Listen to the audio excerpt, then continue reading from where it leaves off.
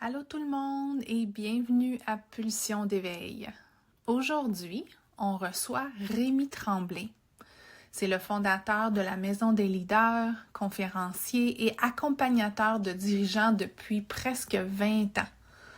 Mais au-delà des titres, Rémi, c'est un homme qui explore une conviction simple et profonde.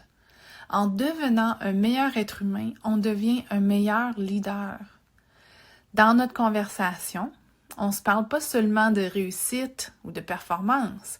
On parle de ce moment où le succès ne suffit plus, du passage de la survie à la vie, de la vulnérabilité comme fissure par laquelle quelque chose de plus vrai peut émerger. C'est un échange sur la présence, sur l'écoute, sur ce leadership qui cesse de vouloir contrôler et qui apprend à répondre à la vie. Je vous invite à écouter avec votre corps et à laisser les mots vous traverser. Bonne écoute.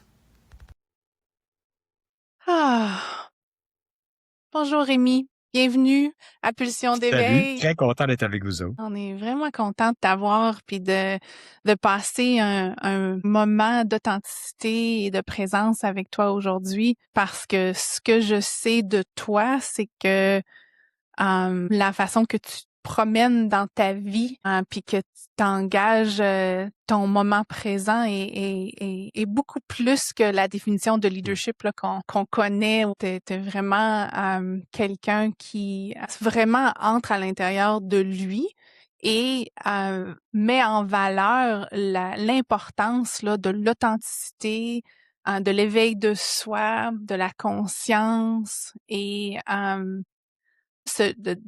ce que j'aime de ton travail, c'est vraiment le lien entre le développement personnel et le Mmh. leadership que on voit pas souvent. Donc j'aimerais ça qu'on commence par peut-être si tu pourrais partager avec nous là une histoire, peut-être une histoire de rupture ou un moment dans ta vie où ce changement-là s'est fait, où tu t'es retrouvé à un endroit où c'est important là que les choses Mmh. changent et que peut-être que tu t'es retrouvé d'une nouvelle façon. euh, Ça t'a amené sur la voie sur laquelle tu te trouves aujourd'hui. Mmh. Mais peut-être avant d'aller là, je pense que si à la maison des leaders, on aborde, notre humanité, on aborde ce qu'on est comme être humain, c'est que on a compris que c'était pas séparé ça, le Rémi, papa ou le Rémi conjoint ou le Rémi, chef d'entreprise. Dans le fond, qu'il y ait pas de séparation. Trop longtemps, je pense, pour ne pas trop souffrir, on a séparé ça. Mais on n'est pas séparés. Automatiquement, en devenant un meilleur être humain, je deviens un meilleur leader, un meilleur père, un meilleur être hum un meilleure personne pour les autres, puis un meilleur ami pour, Jean-Marie. Mmh. Écoute, en passant, Rémi, pour mettre mon petit grain de sel, pour, décrire Anne. Anne et moi, on a eu un coup de cœur mutuel quand on s'est rencontrés la première fois, tout comme moi avec toi. Ça a été la même chose. La même énergie, la même bonté, la même pureté, la même facilité et que c'est pour ça qu'on voulait te recevoir à cet échange-là, à ce beau trio d'échanges, quitte à ce qu'éventuellement, tu fasses partie d'un de nos projets ou que Anne fasse partie d'un des projets de la Maison des leaders et que pour te mettre en garde, Rémi, si tu trouves que Anne parle lentement, c'est normal parce qu'elle vit en anglais, elle pense en anglais, elle anime en anglais, elle traduit tout le temps dans sa tête. Attends une minute, faut que je le dise en français. C'est juste qu'elle a une adaptation à faire avec nous pour s'ajuster au Québec, parce qu'elle vient de Bécomo, mais elle vit plus là, elle est en Nouvelle-Écosse. Je faisais juste un petit clin d'œil, Anne, pour te faire sourire, mais en même temps, pour dire à quel point toutes les personnes qui nous rencontrent et qui nous regardent aujourd'hui, peut-être pour la première fois, ben, vous avez devant vous, moi je suis au centre, deux personnes à ma droite et à ma gauche qui sont des sources d'inspiration et c'est des sources de grande vulnérabilité et de grande vérité. Et tous les deux, vous partagez d'une résilience suite à des événements qui vous ont transformé et ou que vous avez choisi de transformer positivement. Tu sais. Juste pour te donner une petite idée, Anne, à un très, très, très jeune âge, Rémi était à la tête de ADECO Canada. Puis je pense que tu n'avais même pas 30 ans. Ça se peut-tu que tu avais Ben, 29 ans, Rémi? quand j'ai créé la filière canadienne, j'avais 22 ans. Mais c'était tout petit, là. On était tout petit. Fait que puis je suis resté là pendant 17 ans, là, jusqu'à ce qu'on soit 11 000 à la fin. Côté achievement, côté réussite professionnelle, Rémi est pas pire. Mais moi, c'est pas de ça dont on parle quand on est ensemble, Rémi et moi. On parle pas de notre réussite professionnelle. On parle de l'âme et on parle et souvent, on va y revenir, mais Rémi m'a enseigné une chose, l'absence totale de doute. Quand il y a de quoi qui bouille en dedans, là, puis que c'est clair que c'est ça et c'est limpide, lui, il appelle ça, c'est de l'absence totale de doute. Alors, je te laisse répondre, Rémi, à la question de Anne qui te dit le l'événement ou les événements qui ont été plus qu'une transformation. Ça a été un tremblement de terre après duquel tu as pu te repositionner puis te réinventer, là. Mais tu sais, je crois que c'est 1 million de petits moments d'éveil qui tranquillement nous élargit, nous ouvre, ouvre la fissure pour que finalement on ait accès à la vie, à nous-mêmes. Mais je peux peut-être en nommer, quelques-uns. Peut-être le premier. Moi c'est bizarre, je dirais aujourd'hui, j'ai eu la chance de perdre ma sœur qui s'est noyée quand j'avais 9 ans et malgré la douleur de l'épreuve, moi j'ai compris à 9 ans que je pouvais mourir demain. Bon, heu donc il était pas question de pas être heureux. Donc à partir de là, j'ai tout ce que j'ai fait, il était pas question que là où j'étais, l'entreprise que j'allais créer, on serait pas heureux. Il était pas question parce qu'on pouvait partir. Donc cette pensée magique qu'on meurt, à 80 ans, là, puis qu'on sera heureux à la retraite, ça s'est arrêté à 9 ans. Donc, heu, Mmh. mais je dirais que pour moi, peut-être le plus gros bascule dans ma vie, puis tu l'as un peu introduit, Jean-Marie, tantôt, ça a été bizarrement, tu sais, il y en a qui rentrent dans le mur, par une maladie. Moi, je suis rentré dans le mur avec le succès, bizarrement. Tu sais, au Québec, comme moi, j'étais président d'une filiale mondiale, c'était pas mon entreprise, donc j'étais président d'une filiale, d'ADECO. Donc on était dans 71 pays. Moi, j'étais au Québec et donc ma job, comme tous les autres présidents de pays, c'était de faire d'ADECO le numéro un dans son métier, au Québec, au Canada. Et donc, on était passionnés, puis on s'est dit: «Ben oui, on se donne 10 ans, puis dans 10 ans, on se donne 10 ans». C'était très prétentieux parce que nos concurrents étaient sur le marché depuis 40 ans, 30 ans, et nous, on s'est dit: «Ben, dans 10 ans, on va être numéro un». Et puis, ben, dans 10 ans, on a été numéro un. Moi, j'étais certain que j'allais fêter. Tu sais, moi, je viens du Saguenay, là, fait que l'esprit de la fête, on connaît ça, là, puis les bières sont plus grosses qu'ailleurs, puis on aime ça fêter. Alors moi, je pensais que j'allais célébrer et au contraire, au moment où c'est arrivé, je suis rentré dans le mur. Parce que ce qui m'était paru comme question, c'est: «Ah oui, on est devenu numéro un, mais pour qui? Pourquoi?» Et là, je Mmh. voyais que pour être arrivé là, j'avais été absent quand même pas mal à la maison auprès de mes fils, on avait mis de la pression sur les équipes, on avait acheté des filiales, des entreprises pour pouvoir croître plus rapidement, mais qui avaient pas les mêmes valeurs. On les a fait souffrir, on a souffert et donc à quel prix? Alors pour qui, pourquoi? L'impact sur les personnes, sur la planète, et ça a été vraiment une crise existentielle. Heu et et et bien sûr, là, devenir numéro un plus un là, puis plus 2 puis plus 3 là, ça avait plus de sens, alors j'ai dit à mes équipes: «Écoutez, je pense plus que je suis le bon leader pour l'organisation, là, ça je pense plus ça».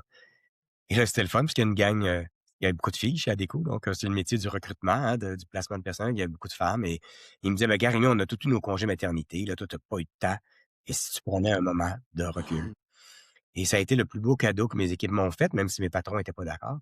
Alors, je suis parti 6 semaines avec mes 3 fils, dans un road trip n'importe où, nulle part, avec eux et ça a été un peu une descente aux enfers où je me disais: «Mais comment ça? Il me semble que ça faisait dans le fond, tout d'un coup, ça faisait plus de sens. Tout ce qui avait fait du sens pendant 10 ans ou que je m'étais raconté qui faisait du sens pendant 10 ans, en faisait plus du tout. Puis je me disais: «Ben, dans le fond, là, j'ai voulu être bon, j'ai voulu montrer que j'étais capable, j'ai voulu montrer que j'étais un bon président à travers les autres présidents. Je voulais pas être le pire pays à travers le monde. dans le fond, j'étais à propos de moi, moi qui me disais que j'étais quelqu'un d'aimant, de tourner vers les autres. Dans le fond, j'étais à propos d'être aimé, d'être reconnu, d'être apprécié, de gagner, tu sais? Et ça a été vraiment douloureux. Mais j'ai eu la chance à l'époque, à ce moment-là, ben, il y a eu mes fils qui m'ont la présence de mes 3 fils qui m'ont aidé, parce que là, on était vraiment dans la simplicité, là. On dormait dans la voiture parfois, donc c'était très simple. Mais on avait créé déjà la Maison des leaders et on avait des amis comme Hubert Reeves, comme Guy Corneau, comme des gens qui, je suis allé vers eux tout de suite et avec ma détresse, j'étais vraiment en détresse. J'aurais pu basculer dans une dépression profonde, je crois. Et c et ils m'ont dit: «Mais Rémi, on va te raconter ce qui t'est arrivé». J'ai dit: «Ah ouais?» «Ouais, on va te Mmh. raconter ce qui t'est arrivé». Ben, j'ai dit: «Ben là, j'ai même pas commencé trop à expliquer ce qui m'est arrivé». «Mais oui, mais il t'est arrivé ce qui arrive à tous les homo sapiens de la terre, donc c'est très» et ils m'ont tous raconté la même histoire. Ils m'ont dit: «Tu sais, quand tu étais petit, dans le ventre de ta mère, et même quelques jours après, être sorti du ventre de ta mère, tu étais un être hum tu dans la vie. D'ailleurs, tu faisais absolument rien, tu avais aucun plan de carrière, tu laissais la vie se faire à travers toi. Tu étais dans la vie et je vais en venir, vous allez voir, au thème de votre balado. Tu étais dans la vie et la vie, tu la laissais se faire et donc hyper chill et quelques jours après la naissance, heu, il y a un moment où et ils disent que d'ailleurs ce moment-là, on le voit dans le changement des pupilles de l'enfant. Tout d'un coup, tu as pris conscience qu'il y avait toi et cette personne en face de toi que tu appelles ta mère, tu vas appeler ta mère. Tout d'un coup, il y a toi et ta mère. Oh! Et donc il y a toi et le monde et tout d'un coup, sans t'en rendre compte, tu es passé de la vie à la survie. Parce que tu t'es dit: «Oh! S'il y a moi et le monde, je suis donc menacé. À partir de ce moment-là, il faut vraiment que je comprends assez vite qu'il faut qu'on m'aime, qu'on me donne de l'attention, qu'on me reconnaisse pour qu'on s'occupe de moi pour que je puisse survivre». Et c'est intéressant parce qu'ils m'ont fait une distinction vraiment importante. Ils m'ont dit: «Il y a 2 types de courants de pensée. Il y a un courant de pensée qui dit que tout d'un coup, tu as pris conscience que tu étais séparé du monde, qu'il y avait toi et le monde. Mais il y a un autre courant qui dit que tu as basculé dans l'illusion que tu étais séparé du monde». Dans les 2 cas, Mmh. c'est le même résultat, sauf que la différence est exceptionnelle. Parce que dans un cas, je suis séparé, donc je vais être en survie jusqu'à la fin de ma vie. Mais si c'est une illusion, ça veut dire que peut-être qu'un jour, je peux quitter cette illusion, puis réaliser que je suis pas séparé, que je suis pas menacé, que je suis pas en survie, et là, tout d'un coup, rebasculer dans la vie. Et moi, il Mmh. m'apparaît que cette quête dont vous parlez, d'éveil, c'est à ce moment-là qu'elle prend racine en nous. On était tellement bien dans la vie, quand on laissait la vie se faire à travers nous. Quitter ça, ça a été effrayant. Moi, je pense que ça a été sûrement plus dur que de venir au monde. Et Mmh. je pense qu'à ce moment-là, il y a une quête qui s'est installée en moi, comme dans chaque homo sapiens, de pouvoir à nouveau, un jour, regoûter à la vie. Parce qu'à partir du moment où tu es dans la survie, il faut que tu te battes. Il faut que tu deviennes quelqu'un. Puis là, il faut que tu sois aimé, il faut que tu sois... là, donc là, tu rentres dans créer un personnage pour être quelqu'un. Puis autour de la vingtaine, ben, on dit, ben voilà, ça c'est moi.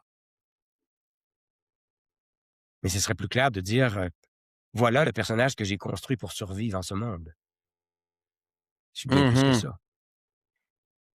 Et ils nous Mmh. racontent que parce ils ont beaucoup travaillé sur l'évolution ou le dévoilement de la conscience humaine.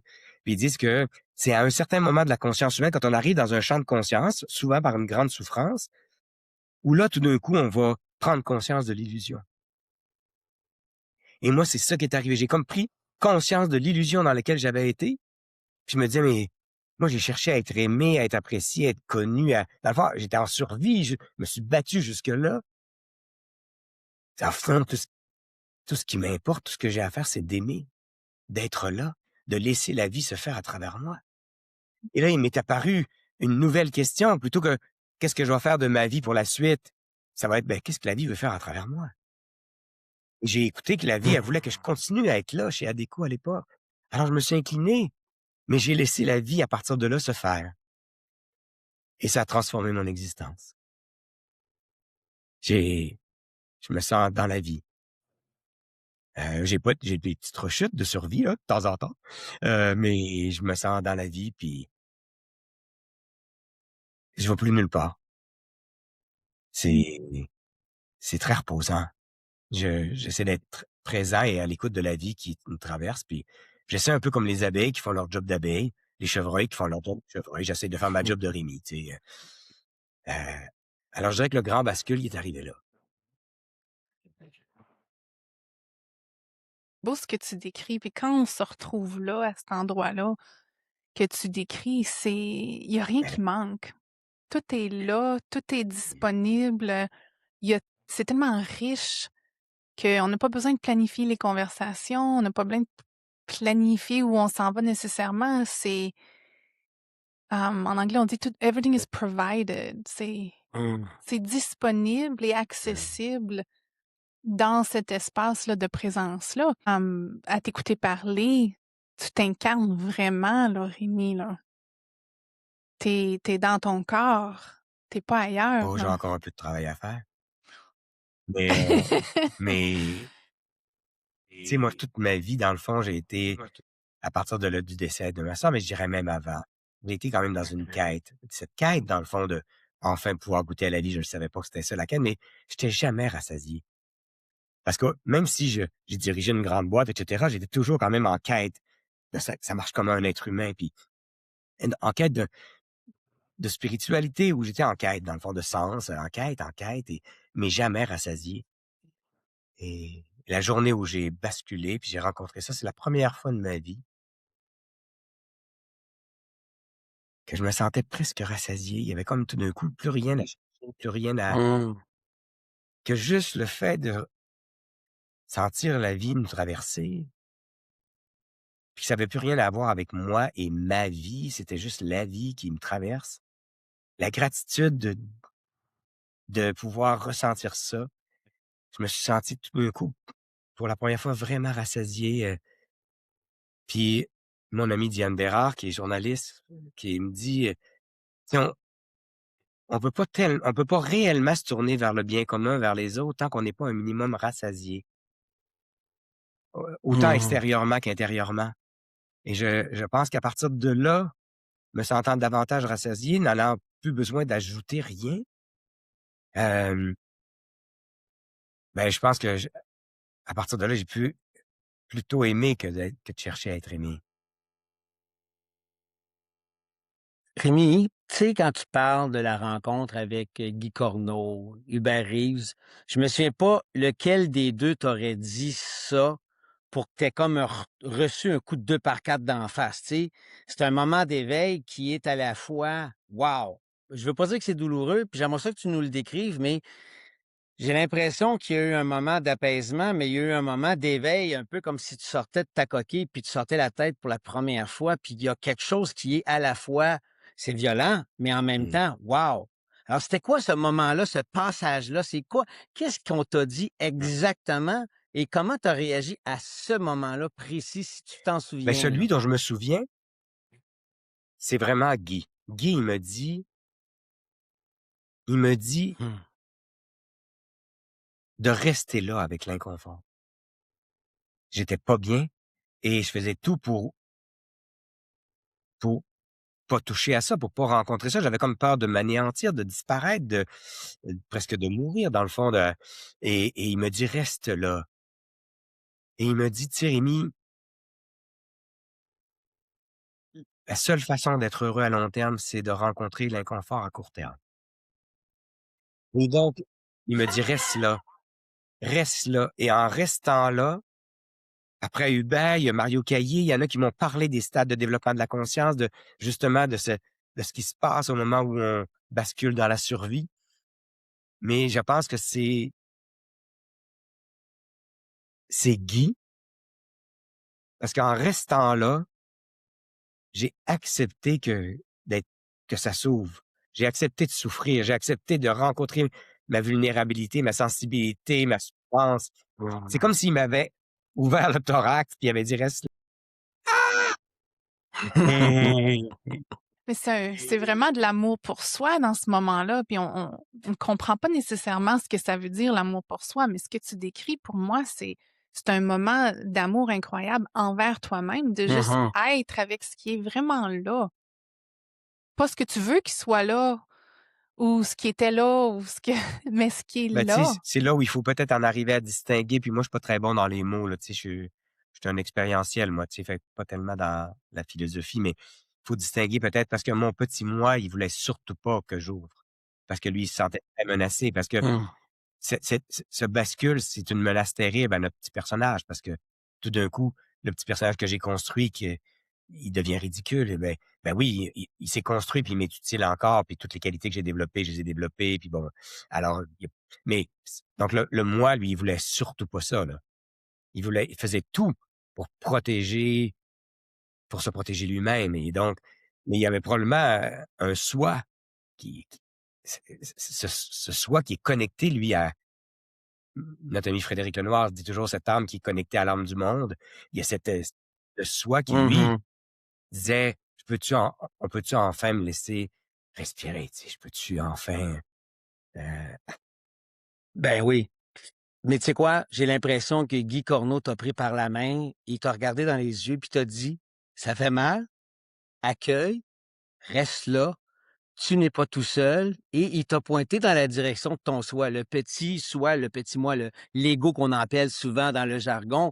Ton ego, il veut pas aller là, mais tu as comme un grand frère qui te prend par la main avec beaucoup de douceur puis de bienveillance, qui t'a montré le chemin de la douceur et de la bienveillance envers toi.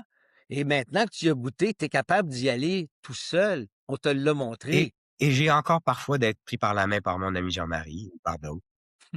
Encore besoin, je réalise que, on n'est pas séparés, puis on n'y Mmh. arrive pas tout seul, Mais non. C'est important de savoir de demander quand on a besoin, surtout quand, tu Mmh. sais, on est des gens qui sont là pour les autres. Je sais que pour moi, c'est facile d'oublier que j'ai besoin d'aide, que j'ai besoin de soutien, Ouais. parce que l'élan, du conditionnement, c'est d'être là pour les autres. Ça, c'est l'élan principal. Mais, ce que tu viens de décrire, c'est ça, c'est de c'est de s'aimer. Mais je sais que tantôt tu disais que c'est plus d'aller vers les autres, d'être moins vers soi, mais j'ai l'impression qu'avant d'être capable d'aller vers les autres, il faut vraiment que tu te rencontres puis que tu t'aimes. C'est ça l'expression d'être rassasié. Mhm, en tout cas, mhm. dans mon expérience à moi. Beh, premièrement, j'ai pas plus d'intérêt, pour moi que pour les autres. Je j'essaie plutôt d'écouter, d'être là.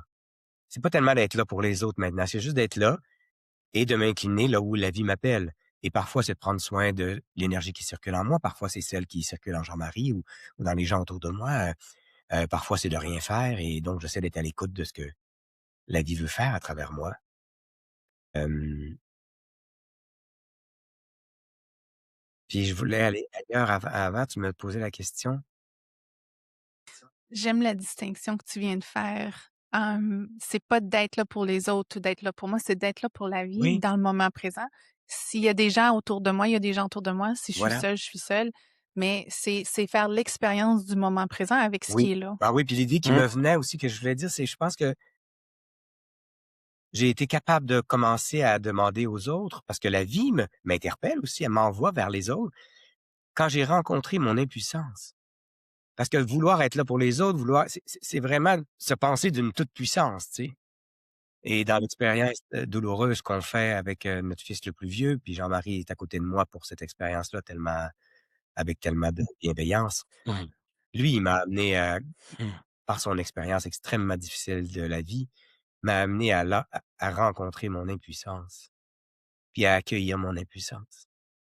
Je réalise que c'est à partir de ce Mmh. moment où j'ai accueilli complètement mon impuissance que je dis oui à accueillir l'aide des autres, de plus grand que soi. Donc c'est sûr qu'à partir du moment où on se dit: «Ben, finalement, je suis bien impuissant, donc je m'abandonne à quelque chose qui est plus puissant que moi, qui est la vie, qui est les autres, qui est Dieu, envoie-là comme on voudra», mais je découvre Mmh.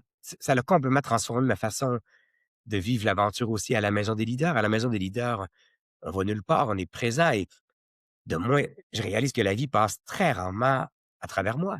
Il faut juste que je sois à l'écoute de par où elle passe. Mais avant, il fallait savoir. Ce qui est intéressant, ouais, mais ce que tu dis là, justement, puis pour l'avoir expérimenté avec Rémi récemment, et même avec toi aussi, Anne, tu sais, quand on prépare une retraite, on prépare avec beaucoup d'amour des exercices, on va planifier des choses, mais combien de fois, Anne, tu disais, c'est pas ce qui se passe. Ce qui se passe, le groupe vit de quoi? Donc, ce qu'on a préparé, c'est moins bon d'aller là que d'être à l'écoute du groupe. Puis c'est ce que Rémi fait tout le temps, puis c'est ce qui m'a permis aussi de découvrir lors de notre dernière retraite au monastère des Ursulines, tu sais, puis que, ben oui, on avait des jeux, on avait des planifications, mais ce qui se passait était vraiment là. Donc, c'est aussi le fait de ne pas avoir de plan. Puis comme Rémi me dit, on est des explorateurs, on n'est pas des chefs, on va explorer. Et j'aime beaucoup cette posture-là d'explorer. Puis en même temps, je vous pose une question aux deux, ben, je ne sais pas comment le traduire, mais tous les trois, je trouve que nous sommes il y a l'expression en anglais qui dit des wounded healers, des espèces de personnes qui ont des blessures, mais ils ont une intention d'accompagner, d'aider, de servir. Donc, on se sert de nos blessures, nos histoires de chaos, de souffrance, pour être au service des autres. Alors, je ne sais pas comment ça se traduit en français, un wounded healer, parce que je suis pas un guérisseur, là. Je me mettrai jamais ce chapeau-là. Et vite, vite, puis je viendrai avec ma question après, Anne. Comment tu le verrais en français, un wounded healer? Ben, c'est celui qui partage la sagesse que son cheminement à travers la blessure et la guérison Mm. lui a apporté. Puis je voulais vraiment, en fait, je voulais vraiment partager ça tantôt quand Rémi parlait, puis tu l'as ramené, Jean-Marie, c'est que si je regarde dans mon cheminement, pendant longtemps, j'étais au service des autres à partir de cette Mm. blessure-là. Ce qui faisait que ça créait un peu ce que tu disais, Rémi, cette grandiose image de moi-même là.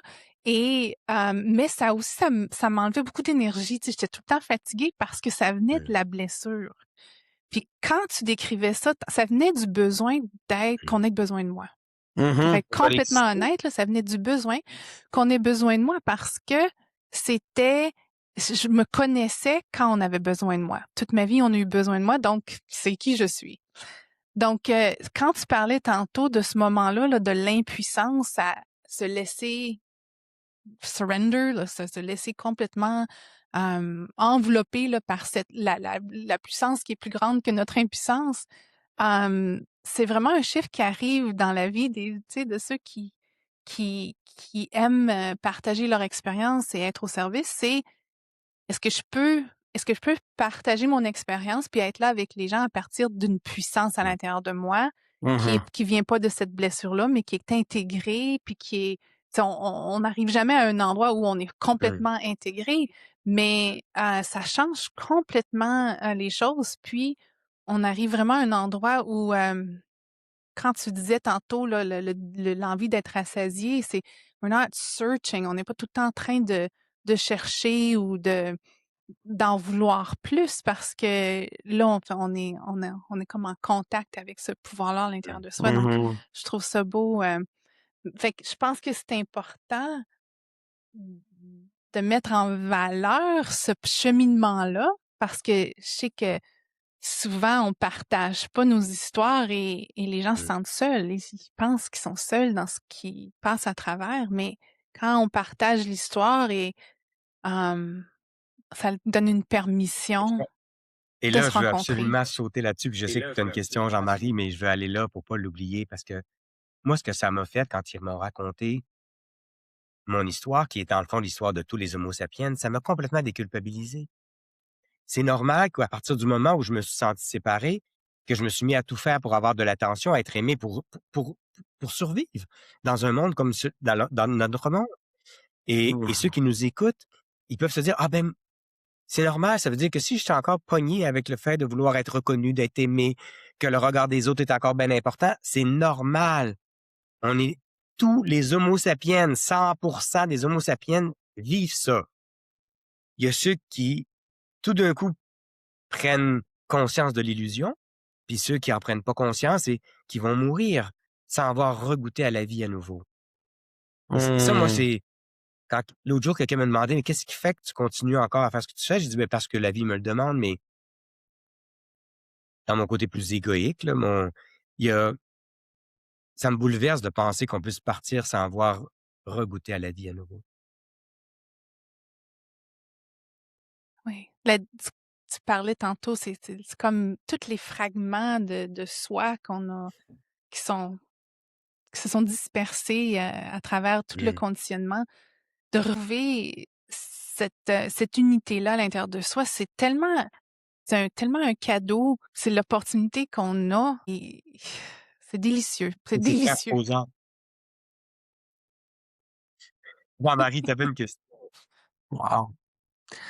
Oui, mais en même temps, je pense que Anne y a répondu indirectement, mais moi, j'ai l'impression que toute démarche, quand on est, mettons, un leader comme toi, Rémi, à la Maison des leaders, Anne avec sa communauté ou moi, j'ai l'impression que on ne puise pas l'énergie de la blessure pour aller soigner, accompagner, mais l'énergie de la guérison, de la transformation va nous accompagner et c'est ça qu'on met au service. Je nie pas la blessure du Mmh. départ, le chaos du départ, mais je me rends compte qu'en cours de route, il y a une grande guérison. Puis quand tu disais, on a besoin d'être rassasié avant de servir, puis d'aider les autres, puis accompagner, puis de donner, j'ai l'impression que ben, en tout cas, moi, dans mon entourage, puis dans tous les livres que j'ai lus, puis dans toutes les histoires que j'ai reçues de grands maîtres, puis pas juste des maîtres spirituels, c'est-tu possible de ne pas être un wounded healer? Mmh. C'est-tu possible de ne pas être un sage qui a été épargné par la souffrance et être capable toujours d'accompagner, d'aimer puis de donner? Je ne le sais pas. Je veux dire, j'essaie de rencontrer, même Jésus, ça la croix, je m'excuse, là, mais il l'a connu, la souffrance. Bouddha, quand il a découvert en dehors de son château la mort, la famine, la vieillesse, il a souffert. Donc, le chemin de la souffrance est inévitable, mais il faut savoir le reconnaître, de pas le geler, de Mmh. rester avec, puis d'être capable de le transformer en quelque chose qui va dans la compassion, dans la bienveillance et dans le ben, je suis pas tout seul, toi Mmh. aussi, moi aussi. On est toute une gang à souffrir. On peut-tu se guérir ensemble? Puis on peut-tu célébrer la vie ensemble? Moi, c'est comme ça Ben, que tu je le sais, ma vois. grand-mère, une fois que j'étais arrivé, j'étais allé la voir après à l'école, puis j'y avais parlé, j'y avais dit j'avais un peu souffert, je souffrais un peu à l'école, puis j'avais dit: «Ah, c'est de la merde l'école, j'haïs ça». «Ah», elle dit: «C'est justement ce que je mets dans mon jardin pour que ça pousse». C'est bon, Alors c'est peut-être bon! que la merde, elle lui sert Bravo, grand-maman. à pousser, C'est bon. à fleurir. Et d'ailleurs, un exemple Wow. que j'aime pour ceux qui ont trouvé ça un peu flou, peut-être l'histoire de le passer de la survie à la vie, mais moi, la meilleure, parabole qui m'est venue, à un moment donné, j'étais, chez moi, puis je contemplais le jardin, puis j'essaie de passer plus de temps à faire ça parce que je me paraît que c'est plus utile, que bien d'autres affaires, et je contemplais le jardin et tout d'un coup, là, j'ai observé toutes les glandes chênes qui étaient, en dessous du chêne et j'ai découvert que la plupart des glandes chênes, mouraient en glandes chênes. Les seuls qui devenaient des chênes sont ceux qui, à un moment donné, ils fêlaient.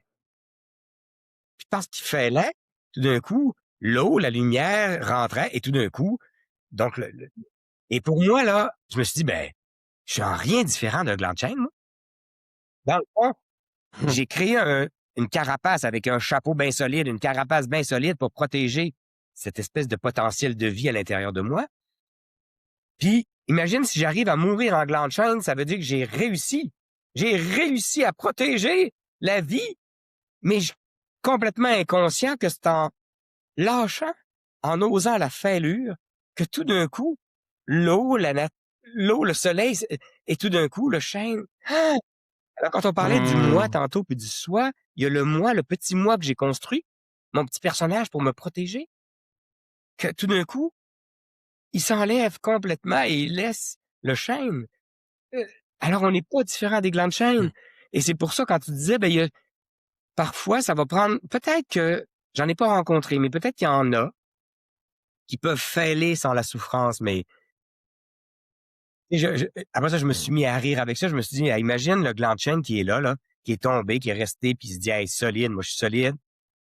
Et il est tout content parce qu'il a réussi à pas failer, tu sais.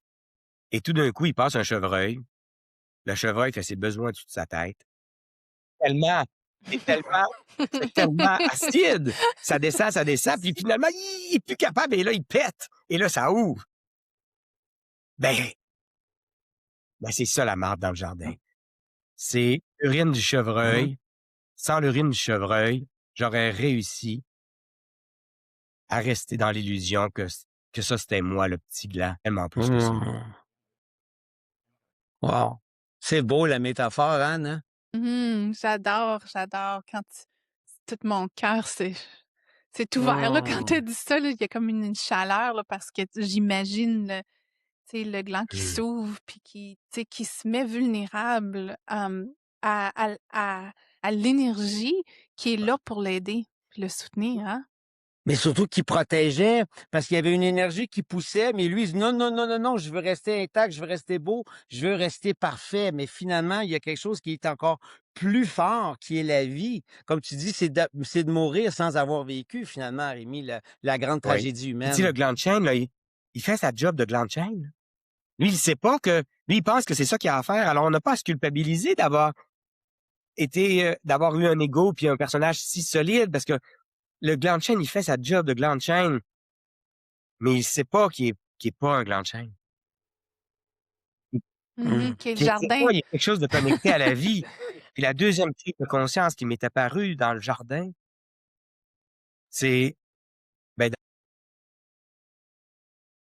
il y a rien d'autre qu'un chêne. Il y a pas une Mmh. tulipe, il y a pas un érable, il y a pas alors il m'est apparu là des paroles de notre ami Jean Proulx, le philosophe qui a été un grand ami de la maison, qui dit que tout ce qu'on a à faire, c'est de se laisser advenir. Il faut arrêter de vouloir devenir quelqu'un, vouloir devenir quelque chose. De toute façon, tu sais, une bulbe de tulipe deviendra rien d'autre qu'une tulipe. Elle peut juste devenir une tulipe. Mais imagine là, si, la bulbe de tulipe, elle se dit, elle voit les tournesols au loin, puis elle se dit: «Oh moi j'aimerais tellement ça être un tournesol. Oh qui est gros, qui est haut, qui est merveilleux. Je veux pas être une tulipe moi». Elle y arrivera jamais. Donc dans un gland de chêne, tout ce qu'il y a, c'est un chêne qu'on peut laisser advenir en se tassant du chemin. Et ça je pense qu'il y a quelque chose à partir de là qui s'est arrêté en moi. Arrête de vouloir être ou devenir quelque chose d'autre. Tasse-toi puis laisse advenir ce qui veut advenir, c'est tout. Mêle-toi-en plus. Mmh. Quelle sagesse. Faut que je trouve la définition de advenir en anglais parce que on dit becoming, Ouais. devenir, donc advenir, wow, ça change l'énergie, là, ça vient vraiment t'ancrer encore plus quand tu dis ça, fait que ouais, c'est bon. J'aimerais revenir sur quelque Mhm. chose tantôt.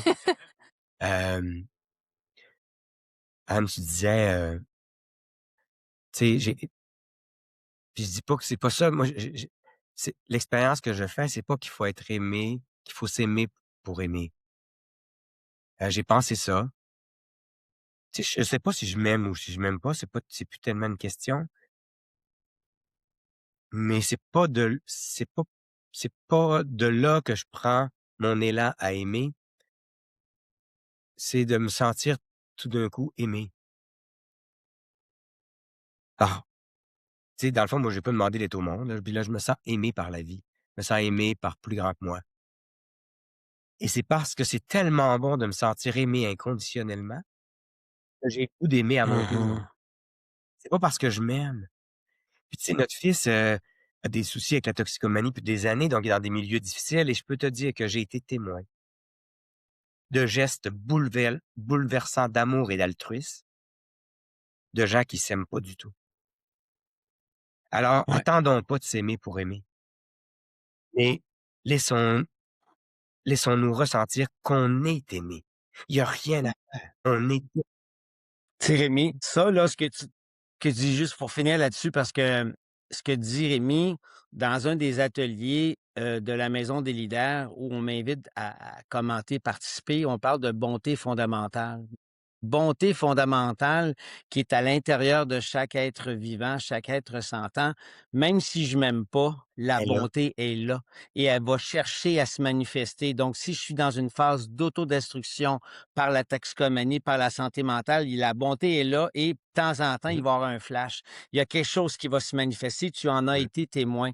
Donc, c'est beaucoup plus ça quand tu dis, si je comprends bien, je reformule un peu, là, mais tu te sens tellement aimé de façon inconditionnelle, bien plus grand que l'amour de tes Oui, propres parents, par la vie qui est là. Et ça, c'est la condition de base à donner et à aimer parce que tu l'es. Et c'est là la prise de conscience. C'est que oui, Guy Corneau t'a amené à rester là, mais c'est comme si le train de la bonté fondamentale est arrivé, puis elle t'a ramassé, puis elle t'a dit, c'est ça l'amour mais avec c'est le ce que grand A. dans le fond, ce que j'ai découvert, c'est que la fissure là, que ça m'a pris pour connecter à ma souffrance, c'est à travers la même fissure que la joie passe, que l'amour passe. Mmh. Fait que dans le fond, en me bloquant à ma souffrance pour pas souffrir, je me coupais de la vie puis de la joie profonde. Ah. Mmh. Ça, tu le vois beaucoup, Anne, ça, dans tes conférences, dans tes ateliers. Tu vois beaucoup de gens qui souffrent, qui sont conscients de souffrir et je te trouve bonne d'arriver à trouver cette fissure-là et de pas la forcer. La personne va l'être, va être dans cette craque-là, dans cette blessure-là, mais ça demande du temps, ça demande beaucoup de doigté puis de douceur. Puis c'est là que je me dis, si toi, t'es pas consciente de ta propre lumière, de ta propre bonté, comment veux-tu aider Mmh. l'autre à cheminer? Puis c'est ça, puis je pense que souvent, on rencontre des gens dans nos ateliers qui ont pas encore fait l'expérience conscient de se laisser aimer par Mmh. cette bonté-là. Donc, Mmh. il y a une espèce de démarche qui est importante pour les ramener vers... Parce que où est-ce que tu vas retrouver cette bonté-là? Où est-ce que tu te places, te positionnes pour pouvoir Mmh. recevoir cet amour-là?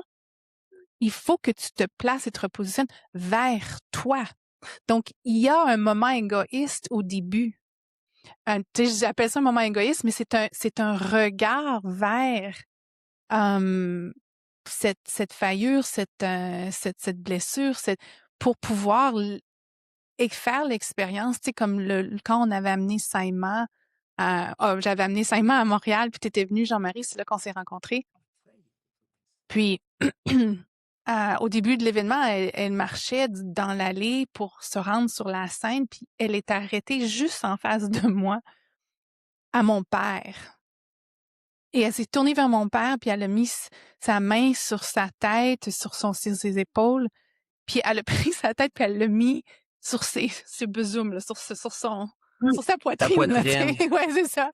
Puis dans ce moment-là, mon père, il a éclaté en sanglots. Il y a un moment, tu sais, d'ouverture. Puis j'ai l'impression que puis c'était vraiment beau, là, parce que lui, il avait jamais fait l'expérience de se laisser, Mmh. d'être aimé comme ça, là. Et il a fallu une personne de l'extérieur, il y a 1500 personnes autour de lui, tu sais, pour pouvoir ouvrir la carapace, là, qui portait. Mais je, je sais pas, j'ai l'impression qu'à ce moment, il y a un moment où il y a comme un choix. Des fois, on n'a pas l'impression qu'on a un choix, mais il y a comme un choix où est-ce que j'en vaux la peine? Mmh. Et c'est ce que je veux dire par un moment d'amour vers soi-même. Est-ce que j'en vaux la peine? Mmh. Vas-y, je me laisse, là, c'est le temps. Comme tu disais, Rémi, tantôt, là, je peux plus résister, là, c'est le temps. Mais je pense que ce qui est long à tasser du chemin, c'est le vouloir, tu sais. Pas qu'on doit vouloir ça, on doit juste se rendre disponible, comme tu dis, et et pour et je réalise qu'aujourd'hui, pourquoi à la Maison des leaders, c'est un espace de ralentissement, c'est que c'est sûr que quand je me mets à ralentir, je me mets à ressentir. Pour ça d'ailleurs qu'on n'arrête pas puis qu'on est sur le pilote automatique, puis on veut tout ralentir, mais personne ralentit parce que on veut surtout pas ressentir. Et c'est au moment où quand on fait que je dirais que la voie, c'est peut-être juste de ralentir assez longtemps, puis de rester là avec l'inconfort assez longtemps pour que tout d'un coup, la brèche s'ouvre et tout passe par cette brèche, la souffrance, la joie, tout passe par là et je pense en tout cas moi j'ai été témoin à quel point le travail que tu fais avec la voix, c'est un endroit très intime et j'ai vu Marie-Claire Séguin, on dit que pour nous, c'est Marie-Claire Séguin, c'est une accoucheuse, c'est une ramoneuse de cheminée, et et et que et là, je réalise à quel point oser sa voix et là, il y a des cracks qui peuvent s'ouvrir parce que c'est vraiment un espace très intime, la voix. Absolument, puis je pense qu'on garde beaucoup de notre conditionnement, de l'illusion que tu parlais tantôt au niveau de notre voix, au niveau de notre gorge, au Ouais. niveau de notre cou et parce que souvent, cet élan-là, cette pulsion d'éveil-là, cette vie qui bouge en nous a été interrompue, pour plein de raisons, au niveau de ce centre d'expression-là. Parce que quand on s'exprime, on devient ou on advient. Où la vie advient en nous quand on Mmh. s'exprime. Et donc, et ça, c'est vulnérable parce que ça veut dire que là, les choses vont changer parce que j'ai mis un son ou j'ai mis une expression sur ce qui bouge en moi, puis ce qui est important, puis ce qui est porteur Et de d'ailleurs, sens. Marie-Claire a une belle expression que tu dois avoir toi aussi. Elle dit: «À partir de là, ça chante. C'est plus je chante». On Ça Ah, change. on laisse la c'est ça. on Puis laisse le Wayne chant se Dyer, faire à oui. travers nous. C'est plus on chante. Oui, Wayne Dyer disait, I'm not doing anything, I'm being Mmh. done. Voilà et ça, Mmh. c'est reposant. Fait que de dire: «J'ai pas de voix», ça voudrait dire que la vie, que Dieu a pas de voix. Donc dans le fond, faut juste Mmh. se dire puis tu sais, ma voix, c'est pas très important. Ce qui est important, c'est de me rendre de m'abandonner assez, de lâcher le vouloir pour laisser la voix se faire. Je pense. C'est ça. Puis des fois, juste une grande Mmh, expiration est un moment de mmh. création et Mmh. J'aime beaucoup Martin d'expression. Bilodeau aussi, un autre ami de la maison. Il dit que il faut laisser la danse se faire quand on danse avec lui. C'est bien différent, laisser la danse se faire et tout d'un coup, c'est comme si nos mouvements s'avaient. C'est waouh! Mais pour ça, faut lâcher le vouloir. C'est pas facile. Fait que toi, présentement, là, tu te retrouves où sur tu sais, en anglais, on dit edge, là, dans ton cheminement? Comme tu me dis que tu es t'as dit que tu es dans un endroit où tu as encore des moments où, tu sais, t'oublies tout ça, mais sur ton chemin, là, c'est quoi qui est comme qui t'inspire, qui peut-être fait un petit peu peur ou qui t'excite un peu, là, tu sais, parce que c'est nouveau, il y a peut-être, une espèce de saut, de confiance, où est-ce que où est-ce que tu te trouves là, Je sais hem, je quand sais il en pas vient? trop, mais ce que je pourrais dire, c'est que si j'avais à décrire ma vie maintenant, pour moi, c'est d'écouter et de répondre. Alors j'écoute et je réponds et je suis toujours assez, surpris de où la vie m'amène, de ce qu'elle me demande. Quand vous m'avez invité pour le balado, puis j'ai vu le thème, je dis: «Mon Dieu, mais j'ai rien à dire là-dessus, je suis venu parce que j'aime beaucoup Jean-Marie, puis j'ai entendu parler de toi, puis j'étais curieux, mais je me suis incliné, alors, j'ai dit: «Ben là, j'y vais, c'est tout». Alors, ma vie aujourd'hui, c'est d'écouter, puis et répondre et et je ne bouge plus, comme Jean-Marie le disait, maintenant sans l'absence de doute, qui veut pas dire l'absence de peur, mais à un moment donné, il Mmh. m'apparaît que je peux pas le faire, alors je le fais, c'est tout. Je Ouais, j'ai plus de sens de direction dans ma vie et c'est pas triste du tout. C'est vraiment super, ça m'amène à être d'une grande présence. Alors je marche à vue d'un instant à l'autre, tu sais, je suis pas sûr que les saumons, ont un plan quinquennal pour retrouver leur rivière et je pense pas Non. que les oiseaux migrateurs, ont un plan détaillé, puis ils savent exactement où ils s'en vont. Ils font juste d'un d'un coup d'aile à l'autre, tout d'un coup arriver quelque part et donc moi, je me laisse advenir, je me laisse arriver là, ouais, c'est très mais tu disais tout à l'heure, hein, avant là, j'étais toujours fatigué. Présentement, j'en fais pas moins, des fois plus pendant certaines semaines que j'en faisais avant, mais je suis plus fatigué. Servir, qu'ils fassent ce qu'on a à faire. La vie, elle nous en demande. J'ai réalisé que je m'en demandais vraiment trop tout le temps. La vie, elle m'en demande jamais plus que ce que je suis capable. Juste assez, puis et j'ai Mmh. découvert que le talent dont j'ai besoin, les forces dont j'ai besoin m'apparaissent au moment où j'en ai besoin, pas avant. Mais avant, j'aurais voulu les avoir avant, les développer, mais non, ils m'apparaissent au moment où j'en ai besoin, c'est tout. Une forme de providence. Ah oui, c'est doux. Ah oui, ma vie est pas mal plus ouais, penser. Les gens vont me dire des fois: «Ouais, mais c'est sûr, Rémi, tu eu du succès, puis tu accumulé de l'argent». Ben, premièrement, de l'argent, non, parce que c'est pas comme ça que ça s'est passé. Puis aujourd'hui, il faut que je continue à travailler pour la vie me demande de continuer à travailler pour aider, donc il y a pas de je suis pas arrivé là. Mais je vois aujourd'hui des jeunes qui ont pas du tout moi, j'ai eu besoin de passer par là, mais je vois des jeunes aujourd'hui, notre fils le plus jeune, entre autres, d'une conscience exceptionnelle, qui sont pas mal moins dans la survie que je l'étais à leur âge. Ils sont plus pas mal dans la vie, puis ils ont rien réussi, rien accumulé, rien dans leur poche. Alors, ça demande rien d'extérieur. Ça demande rien, ni de succès, ni d'argent, ni de territoire. Ça demande juste la faimlure. Mmh.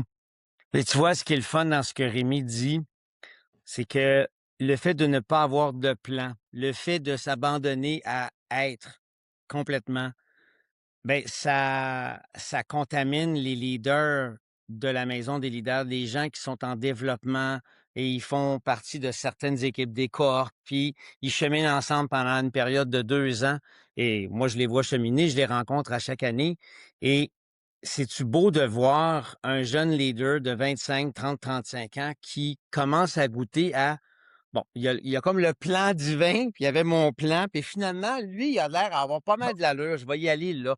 Et de s'abandonner dans toute sa naïveté, dans toute sa drive, son énergie, mais comme Rémi et tous ceux qui l'accompagnent, on y goûte, on fait de plus en plus confiance à cette absence de doute, justement. Il y a pas de doute, on y va. Est-ce que j'ai peur? Fuck oui, j'ai peur, mais j'y vais pareil parce qu'il y a pas de doute.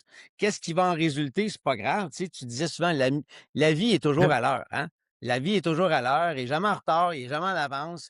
Je trouve ça le fun, puis je trouve ça beau de voir ce cheminement-là. Là, en passant, Anne, je sais pas, parce que tu sais que Rémi, on peut le garder 4 heures de temps parce que c'est une sagesse sur 2 pattes et c'est un grand cœur sage, mais je sais pas, toi, pour l'intention de notre balado, qu'est-ce que tu voudrais, continuer de nourrir pour ce qui reste comme temps, puis de quelle façon tu voudrais conclure? Parce que sinon, on va faire des formations en ligne avec Rémi, puis fuck nos retraites, hein? Ben, ce qu'il vient de dire, c'est ce que je voulais, vraiment, je voulais qu'on aille là où il en est présentement, puis Mmh. qu'est-ce qui l'inspire? Puis c'est simple, comme tu l'as décrit, Rémi. Puis il y a quelques années, je suis retournée enseigner à l'université, puis mon fils a 21 ans maintenant aussi, puis tu as absolument raison, il y a quelque chose dans cette génération-là, qui est tellement différente de la nôtre.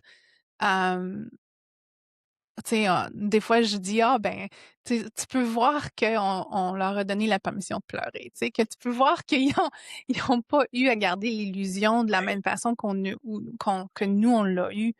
Puis, leur cœur pur Mmh. est ouvert et donc ils ont accès à ce channel-là de la vie qui bouge en eux, beaucoup plus, c'est beaucoup plus présent et accessible, je pense, que, tu sais, je sais que pour moi, personnellement, j'ai dû faire du travail pour arriver là, tu sais. J'ai dû apprendre à laisser aller et à me retrouver et à retrouver la vie en moi. Donc, Mmh. moi, j'adore être autour de de cette génération-là parce que c'est inspirant, Mmh. ouais, dans la simplicité. Ben, tu sais, on parle souvent de notre génération. on parle souvent qu'il y a beaucoup d'anxieux et moi, je trouve qu'on n'en a pas assez d'anxieux. Parce que les anxieux sont ceux qui réalisent que le monde dans lequel on est, il y a pas de sens puis qu'il faut que ça bouge. Alors, faut les écouter. Au lieu de vouloir les soigner, Mmh. faut les écouter. Parce que c'est pas un signe de C'est bonne intelligent. santé que d'être, bien dans un système malade. Non. Alors moi, je trouve que nos anxieux, au contraire, «Ah, tu anxieux, qu'est-ce qui t'inquiète?» Et là, ils vont nous c'est par eux qu'un nouveau monde va être inventé. Parce que justement, ils s'accordent la possibilité d'être anxieux, de souffrir, de pleurer et donc tout d'un coup, ils ont des messages qui leur disent que la vie pourrait tellement être traversée autrement. Puis en même temps, une chose que je veux absolument dire, c'est quand tu me demandais où j'étais, puis je te dis: «C'est écouter et répondre». Je dis pas que c'est ça qu'il faut faire dans la vie. Tu sais, moi, je sais pas ce qu'il faut faire dans la vie. Fait que ceux qui ont des plans, puis qui veulent devenir numéro un, puis qui ont plein de projets, puis qui ont des plans, c'est merveilleux. Tu sais, là, c'est les Olympiques présentement, puis je vois ces jeunes qui veulent devenir médaillés d'or, tout est bien, tout est parfait, il y a rien à rejeter, il y a fait que je fais juste parler de moi où j'en suis à ce moment-ci de ma vie, mais pas comme c'est ça qu'on doit faire, là. Il faut Mais je pense que ça vient vraiment inspirer, par exemple, ça vient parler à quelque chose de primordial à l'intérieur de chacun de soi, que la personne soit là, prête à Mmh. l'entendre ou l'entendre de la façon qu'ils sont supposés de l'entendre à ce moment-là. Donc je trouve que c'est heu, multidimensionnel ce que tu as dit, donc ça mmh. Puis, c'est le fun de voir qu'il y a différentes façons de traverser l'existence. C'est le fun.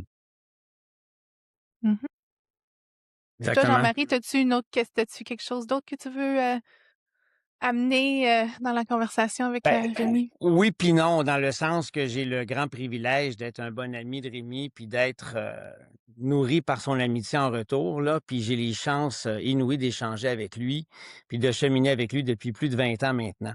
Par contre, je pense que j'ai juste envie de dire à Rémi, merci d'avoir été avec nous. Merci d'avoir accepté notre invitation et surtout, la communauté de Anne, il y en a là-dedans qui ne te connaissent pas et ça, c'est génial. Donc, ça risque de créer un besoin chez beaucoup de gens d'en savoir plus sur toi, puis de t'inviter peut-être à co-animer avec Anne ou avec moi ou peu importe, des gens de la communauté de Anne, des ateliers. Puis moi, je te remercie, puis je suis persuadé qu'il y a des gens qui vont vouloir en connaître plus sur toi. Donc, j'ai juste envie de te dire un gros Mmh. merci pour cette sagesse du gland, de la vie, du lâcher prise. C'est une expression qu'on utilise beaucoup, hein, mais tu l'incarnes, je te vois aller, puis pour t'avoir vu cheminer avec Samuel dans toute sa souffrance, puis de quelle façon que toi, comme père de famille, parce qu'Anne, tu le sais, tu es maman, puis de voir nos enfants souffrir, c'est atrocement Mmh. douloureux.